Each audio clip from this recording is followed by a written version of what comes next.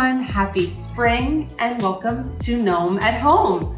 I'm Chef Danielle Sepsy, the owner and chef behind the Hungry Gnome in New York City. And today I'm going to show you one of my all-time favorite spring and Easter time bakes, and that is hot cross buns. If you don't know hot cross buns, they are actually these eggy, sweet little rolls that have usually dried fruit, sometimes candied orange peel and things in them, and nice warm spices.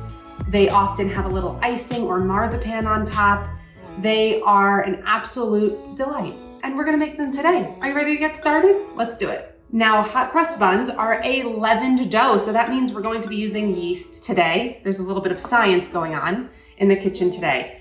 And we first need to get our yeast the perfect environment to activate and allow our bread to rise. So we need a warm liquid. So I'm using milk today. I have 1 cup of milk, and we first have to heat up our milk on the stove and actually what we call scald it. We have to scald the milk. So that means we have to bring it to a boil, and right when it comes to a boil, we shut it off. That means that our milk will be a nice warm temperature for our yeast to be activated. Let's do it. Stove is on. As I said, we want to bring that milk to a boil and then shut it off right away. I'm using whole milk here. We want that richness, we want that extra fat in this recipe. You could use non-dairy milk here, but I think regular milk works best in this situation. All right, our milk has come to a boil. I'm shutting it off, and I'm going to take that hot milk and pour it into a bowl. Now, this milk is boiling hot. This is too hot for our yeast. And when you're cooking with yeast, you have to make sure that your liquid, either if it's water or milk, doesn't matter, it has to be just above body temperature. You want to put your finger in it and just feel like it's a lukewarm bath. You don't want it to be hot. Once this comes down to temperature, we will add our yeast. But first we can add our butter. So this will help bring the temperature down a bit and create the right bathtub for the yeast. So let's put in 1 stick of unsalted butter here and just stir it around, allow that butter to melt. This will start to bring down the temperature of the milk. But again, we want it warm, but not hot. Hot milk will kill your yeast, and you will not have a fluffy, light texture, which is what you need in a hot cross bun. And that same thing goes for any yeasted bread or cinnamon roll or anything that you're making. And you also need sugar. So I have here a 1/2 cup of sugar that I'm also going to add to the hot milk. That'll help bring down the temperature a bit as well. The yeast love sugar. It helps it activate as well, just like we love sugar. Gets us energized, right? The yeast also, why not? So now my butter is almost melted. My sugar is in there. Again, that was 1 stick of butter and 1/2 cup of sugar. And once this is lukewarm, which we're almost there, we can add our yeast. And then we need to wait, we have to be a little patient during this recipe. We need to wait about 10 minutes for the yeast to get bubbly and aerated and alive. And then we can go on to the next step. While we're waiting for the milk to come down in temperature a bit, let's talk what we've done so far. So we've scalded our milk. That is because there is an enzyme in milk called protease, and it can interfere with the yeast if you don't heat up the milk and scald it first. So that's why we scald the milk. Then once we have that warm milk, we add our butter, we add our sugar, which is the perfect meal for the yeast to activate. And then once it's about lukewarm bath water temperature, which it is right now, we can add our yeast. So I have dry active yeast. There's also instant yeast. I'm using dry active, not the instant. And this is 3.5 teaspoons of dry active yeast, and just sprinkle that into that warm milk, sugar, and butter mixture. Stir it up, and then we have to let this sit for about 10 minutes until it gets nice and foamy. And that means that the yeast is alive. If after 10 or 20 minutes, your yeast is not bubbling up, you have to start again. I'm sorry to say, but that means you won't have a nice risen, fluffy, textured bread. So ensure that your yeast is activated. You know, it's better to know now than later on. So make sure that this sits about 10 to 15 minutes, starts to bubble, and then you're ready to go. It's been 10 minutes. Look at this. It is so foamy. It looks like it is alive. It is a creature, and that means we're ready to go. So I'm going to pour this in my stand mixer. You can also do this by hand with a big bowl and a wooden spoon and a little elbow grease. But I have my handy dandy mixer here with the dough hook attachment. So that's this right here. That'll help us get the right texture for our dough. So pour this yeast mixture in here. You can also smell kind of fresh bread when the yeast is activated. So that also tells you, okay, we are well on our way here. Get all that in there. And now we can begin to add the rest of our ingredients. Put it on low speed. We're going to add eggs. So this is a nice eggy, rich bread. So I have 2 whole eggs. I'm using large eggs here. And then for extra color and richness, 2 extra large yolks, okay? So 2 more large yolks right in there. Get that going, just until those eggs are incorporated slightly. Then we need to add some salt. Salt equals flavor. In baking and savory cooking, doesn't matter, you always need salt. I love to bake with table salt, fine table salt. I just think it has a more robust flavor and really gives you the best flavor possible. So 2 teaspoons of fine table salt right into our mixer. And then we can add our spices. So this is where we're gonna get a beautiful aroma, a wonderful festive flavor. I'm going to put in 1 whole teaspoon of ground cinnamon. And then I just need a 1/4 teaspoon of some other wonderful spices like allspice. Oh, this smells like, almost like apple pie. You've got kind of a cinnamon-like aroma as well, but a little more robust. So a 1/4 teaspoon of allspice, a 1/4 teaspoon of clove, and a 1/4 teaspoon of ground nutmeg. This is just gonna take that flavor to the next level. And then we have, we'll add our zest next. So I actually usually like to use a blend of lemon zest and orange zest. Sadly, I only have lemons today, but totally fine. You just really want to get a nice acidity and brightness in the flavor. So I'm going to put about a 1/2 teaspoon.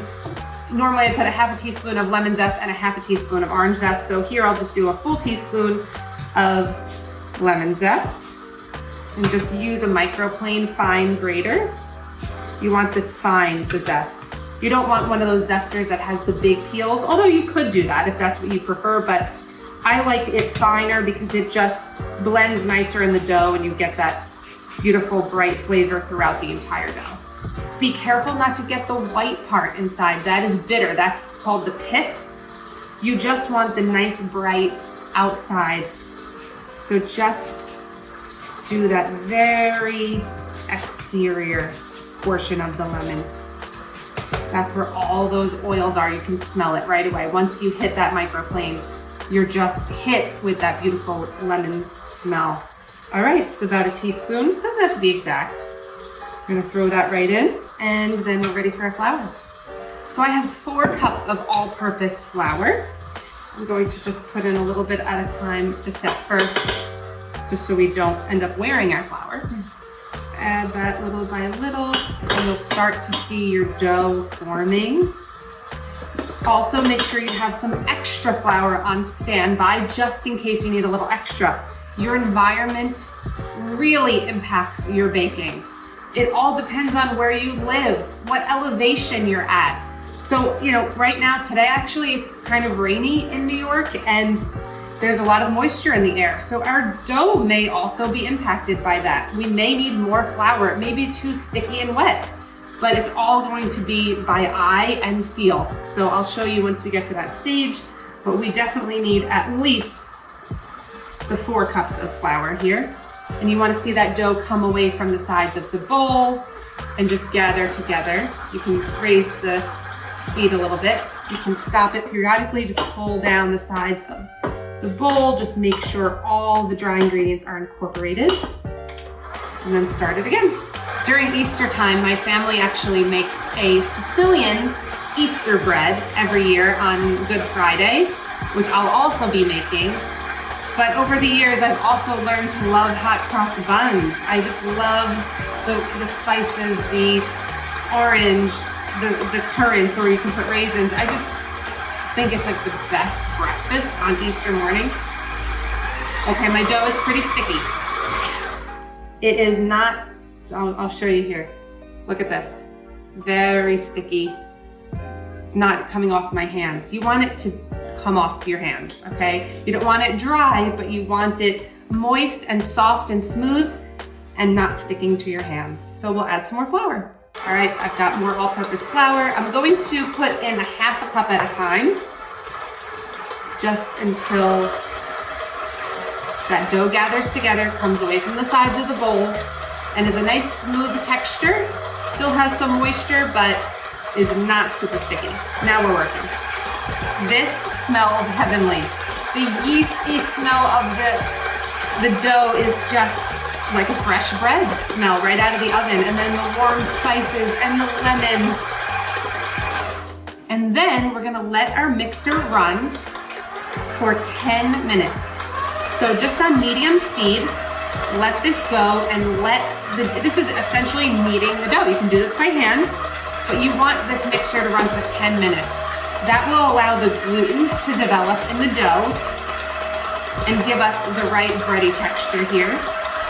And then we'll allow our dough to rise. But for now, let this go for 10 minutes. It's been 10 minutes. Let's check on our dough. It has come away from the sides of the bowl, and it is still moist, but it's not really sticky where it comes off on your hands. So I'll show you. See how it's nice and sort of smooth? If I touch it, it's nice and moist, but it doesn't come off on my hands. So that means it's perfect. Just take it out and just knead it a few times on your counter. You don't need any extra flour here, it usually won't stick. And when you have a nice smooth ball like this, we can put it back into our bowl, and now we need to let this rise. So you want this to double in size. So it usually takes, I would say, an hour to 2 hours, it depends. You want it to be left in a warm environment around, let's say 90, 92 degrees is perfect if you can. Room temp is great, just put some blankets on top and loosely cover it with plastic wrap so nothing gets in it. But you want it around 90 degrees, it's just nice and cozy and warm, and it'll activate that yeast again and really grow in size, and then we'll be able to move on to our next step. All right, it's been an hour and a half. I told you it could be anywhere between an hour and 2 hours for this to double in size. And whoa, look at this. It has grown a lot. I switched it to a clear bowl so you guys could see. Now we have to incorporate our raisins or currants. I'm using currants because they're kind of like small little raisins, and I don't like huge chewy bites of raisin, so it's just the perfect little bit. And then candied orange peel. So you can kind of just take the dough out, and now we're going to incorporate the currants. So I actually took some hot water, I microwaved it for a minute, and poured it over my currants. This is a half a cup of currants, and the hot water helps plump them up and give them moisture so they don't take moisture from the dough. So I just poured the hot water over it, let it steep for like 5 minutes, and then I strained them, and they were nice and plump and moist. So just make sure you drain it though, you don't want all that excess water. So let's just kind of stretch out our dough a bit. We want that nice sticky interior to help us incorporate. I'm gonna put about half for now. And I have a 1/4 cup of candied orange peel. I just get this like little holiday fruit container at the grocery store. This one's the orange peel. They make different kinds. You can really put any kind of candied fruit you like, but a 1/4 cup should be just enough. I don't want it to be too over the top orangey, and the texture can be sometimes too much if you put too much. So I'm just putting a little bit. I'm just gonna knead this into the dough. Ooh, it's shooting out everywhere. Okay, be careful. This is looking good. You're not quite ready to bake yet. I'm sorry to say you have to wait again. We're going to shape our dough and then we're gonna let it rise again for about another hour or so. This ensures you get a really fluffy, light texture. Don't skip the step. It's like Jesus, he's gotta rise again, all right? We're rising again, for the better. All right, so let's just make a log the best we can, and this will help us shape our dough into even size balls. Okay, we have our log of dough. Now we wanna cut it into 12 equal pieces. So start in half, and then we will take each log that we have here and make it into 6 equal pieces. So about 1, 2, 3, 4, 5, 6, like that. Do the same thing with the other one. So each little piece here has lots of fruit in it. It smells so good, amazing. Now we're just going to create a little ball shape. So it's kind of in a round right now. Just pull the sides in to the center and then just use your hand kind of to mold around. You can even like squish, push from the bottom a little bit and kind of squeeze. Look at that, fun little ball shapes, beautiful. And set them aside and then we'll put them on our tray in a moment so that they can rise for another hour before we bake. All right, I have 12 beautiful hot cross buns ready to rise again. So I want to give you a quick tip. I actually don't want to bake all of these today. I want fresh hot cross buns when we get a little bit closer to Easter, but I really want to try some now and of course show you guys the final product. So what you can do is at this stage, before they rise for the second time, you can freeze them just like this. Then when you want to bake them, you just take them out of the fridge, let them sit at room temperature until they just come to room temp again. And then you can let them rise for the second time for about 1 hour. Just let them puff up a little bit in a warm place right on your sheet tray, and then you can bake them. So that's a quick tip in case you're not ready to bake them yet. Oftentimes around the holidays, you have a lot to do, so anything you can do ahead of time is great. So you want to put them on your sheet tray. I'm just gonna make 6 today. You want them about 1 inch, so I just use the tip of my finger, about 1 inch apart. But you want them still somewhat close because when they bake, they sort of hug each other slightly, and it gives you these little pillowy sections where they touch. That is just really delicious and a nice contrast of texture with the sort of crisp bready outside and then that soft, almost cinnamon roll-like quality when they touch each other. So you want them to be kind of close. So once they look like this, and I'm using a parchment lined sheet tray, we can let them rise again. So just cover them lightly with plastic wrap. I'm putting it in my oven again, my oven that is off, it's just a warm spot, and I will let them rise for about 1 hour. And then we'll bake them and we'll make our icing and we will enjoy. Ooh, all right. We are back. I let these rise for another hour and look, they are touching each other now. They smell so good, just like sweet, orangey, yeasty, but in the best way possible. And now we're just gonna pop these in a preheated oven on 350 degrees for about 20 to 25 minutes. It'll depend. You want nice golden brown color. When you pick it up, it should feel lighter. And that means that there's no dense raw dough inside. You might need to cut into the one just to make sure. But we're gonna bake it and then we're gonna take them out. We're gonna glaze them. We're gonna make a little icing. It's gonna be great. And then we'll have a delicious hot cross bun. Look how good these are. 350, 20 to 25 minutes. Our buns are in the oven. Let's get our icing and our glaze together. So this is about 2 tablespoons of apricot jam and a tablespoon of water. And I just heated it in the microwave for about 45 seconds until it's nice and loose. And this will give us a nice sweet glaze that will absorb into the hot buns right when they come out of the oven. You just want them to have a nice glossy sheen, but you don't want them like super sticky and annoying to hold either and messy to hold. Sometimes you'll see recipes that have a flour mixture that is piped on top of the raw dough before they are baked. You can totally do that. I just love a simple, confectioner's sugar glaze on a lot of baked goods. It's super nostalgic and comforting for me. So that's what I'm going to do as my cross on top. I just have here about 1 cup of confectioner's sugar. I'm just gonna put a pinch of salt just to balance the flavor. I'm also going to put a touch, just like maybe a 1/4 teaspoon of vanilla bean paste. The vanilla bean paste has flecks of real vanilla bean in it, makes it super pronounced and wonderful in flavor. Just about a 1/4 teaspoon or so. And then to loosen it, I'm actually using orange juice. So freshly squeezed orange juice or just orange juice from the carton. I have orange juice from the carton today. So just a little bit at a time because this will thin out quickly. Just use a whisk. And if it gets too thin, just add more sugar. But you need it pretty thick so that we can pipe it on top, and we'll put it in a piping bag.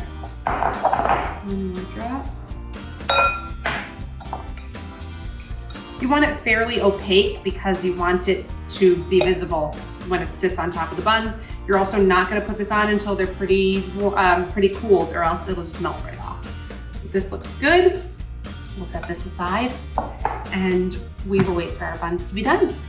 It has been 20 minutes. I checked on my buns. They are golden brown, look at this. So golden and delicious. They're just kissing each other for that perfect pillowy piece right in the center. That's my favorite. And now it's time to quickly glaze them while they're still super hot. So that apricot jam water mixture that we put in the microwave, just glaze the top. Oh, I don't know how I'm gonna wait to eat these. So with breads like this, it's great to eat them warm, but not super hot out of the oven because you won't get all the flavors as pronounced, I would say. I mean, it really requires a little bit of cooling just so all the flavors can come through and the texture is right. You don't want it to feel too doughy. So these are beautifully glazed. Now we'll just let them sit maybe like 15 minutes or so, and we'll check on them. It's been about 15 minutes. They're still slightly warm, but not so hot that the icing will run off. The glaze is set. It's a little sticky, but not a complete mess, which is exactly how I want it. I've got my simple orange icing we made earlier. Just make a cross. Now that is a hot cross bun. These look so pretty. Look at that. Now you can just let the icing set and then you can enjoy, but I'm gonna put a few sprinkles on one. Look at that. Oh my God. Just on a few. So cute. I guess we have to break into one, I think, right? Look at that. Oh my goodness. This just perfectly pillowy, soft bread, sweet smelling. Let's try it. Okay. A little bit of butter on this. You gotta go butter on this. If you're familiar with panettone during Christmas time, it has a similar flavor to that with the spices and the candied orange. Perfect amount of sweetness. The salt just amplifies that flavor. Your family's gonna love this, guys. Do we sing? Hot cross buns, hot cross buns. Make them, you're gonna love them. Check it out. I'll put the recipe below. Happy spring. My name is Chef Danielle Sepsy, and this is Gnome at Home.